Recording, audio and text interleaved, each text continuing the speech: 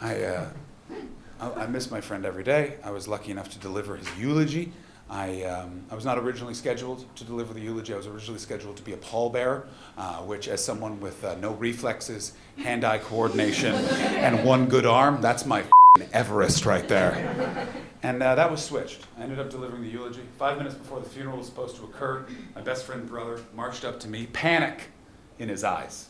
I don't know if you've ever seen someone panic at a funeral before, but your mind goes to dark places. Like, what, we lose the body? I got a plan. All right.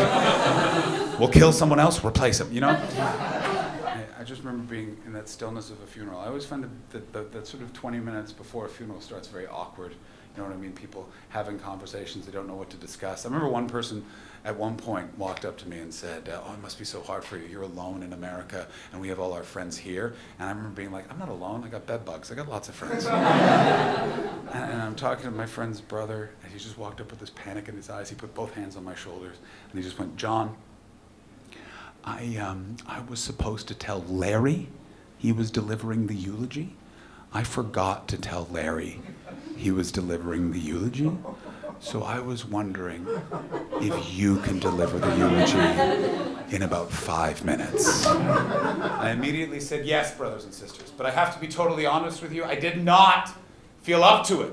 But I had to. Because if I didn't do it, then who would have delivered a eulogy? I don't know if you've ever been to a funeral when no eulogy is given. But you don't walk out with hope for the future. You walk out thinking your friend's a that deserved more. It's the last day, and you're treating me very nicely, but I'm at the end of my rope. You're all doing this. Make the noise come out. 15 more minutes of quality don't cross your arms. I'm not that guy, totally. Feel free, it's your body. Do whatever you want to do. Jesus Christ, but you say and people got scared in Scotland, you're going to be in trouble tonight, friends. Trying to order a pizza. Which one do you want, you How dare you? What happened to that person? I don't know. They were because I said I don't know why I died on that hill. It's just been a long month. And we're just trying to get this on the fucking wax, and then you go, too much. And I've dealt with pressure before. I delivered a eulogy with 5 minutes notice. Back into the show. Now, I walked in and I knew this would get me. I walked in and I spoke from the heart about my friend. I talked about the man that he was. I didn't talk about his work. This is the last time I'm going to say this. I talked about how he was a person that walked this earth just wanting to make sure everyone was included. If you were at a party with new people that you barely knew and he was there, he would absolutely make sure you were included. He just wanted you to change his mind, and he wanted you to change your mind. The world is less curious and less interesting now that he no longer walks among us. I miss him every day, and I really liked doing this show because I got to talk about him, and I'm gonna miss it. And I'm so happy I got to spend this month in this room telling jokes to people that would laugh most of the time that he and I worked on together, and I never get to do that again. And it was a f***ing good eulogy. There was a lot of f***ing shit stacked up against me, but I f***ing got through. And I will always be proud that I was able to give my friend a good f***ing send-off. And that's what it was. It was a good send-off. It wasn't a great eulogy. I've seen great eulogies. My Aunt Ida eulogizing my Uncle Norman after 67 years of marriage. I am a divorced man. I don't want you to think I'm cynical about love, but 67 years is too long. If that marriage was a person, they would qualify for a pension. A pension. There's Gen Zs in here. A pension is something you will never experience.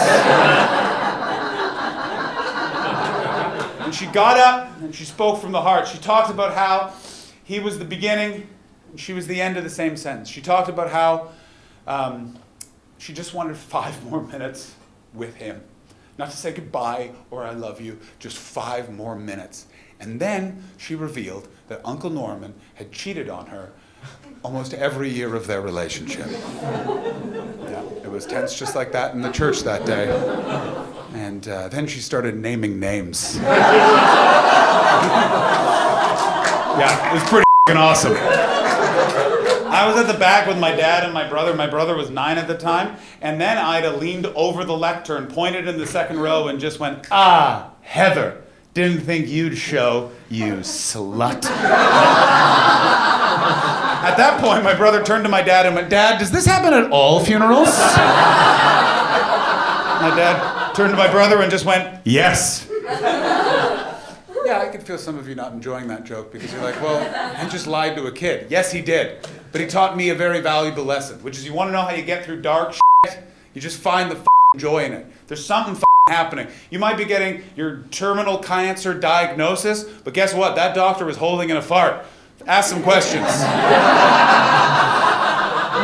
You want to know why everyone's walking around society with our shoulders up all angry? It's because for 2 years we sacrificed so much just so that other people we didn't know didn't die of a disease. And now we're out back in society walking around going, I sacrificed for this?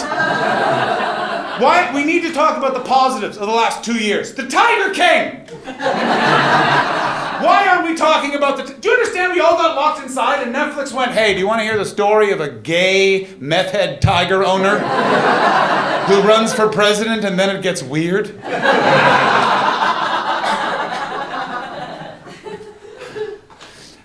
I genuinely think that that's the way forward. And you guys, that's why you're here tonight. You know what I mean? That's why you came into this Neil Gaiman decided venue.